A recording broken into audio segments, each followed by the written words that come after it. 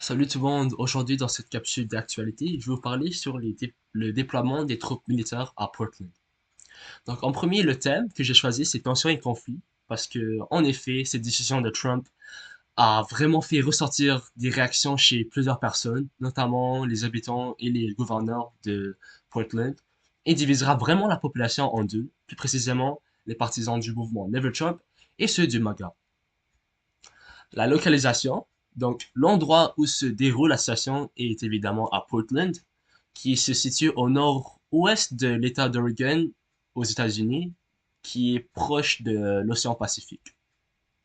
Pour les faits, donc en premier les causes, suite à l'incident de Charlie Kirk le 10 septembre, le président Trump a vraiment mis son pas en avant dans les groupes activistes, plus précisément celui d'Antifa, puisque c'était l'organisation la plus probable reliée au tueur, et Portland étant le foyer le plus connu de ce groupe activiste, fait immédiatement cibler par Trump.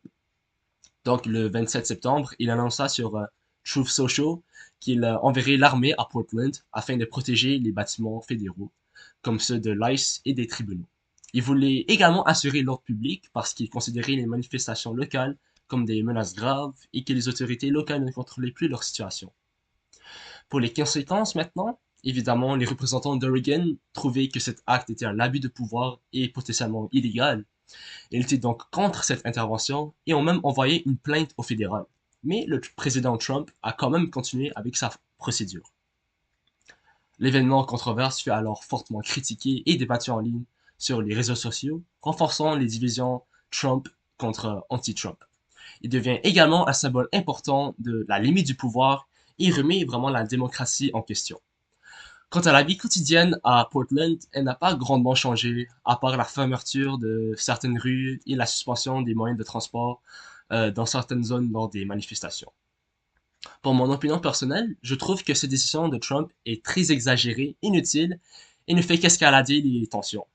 Elle risque tout simplement de violer les règles constitutionnelles alors que la majorité des manifestations se faisaient pacifiquement.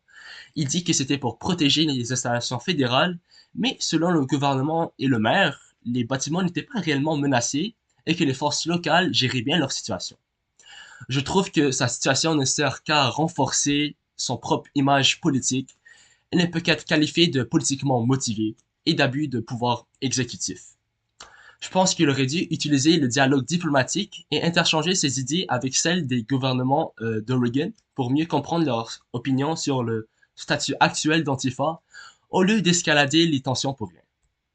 Voici ma biographie. Merci.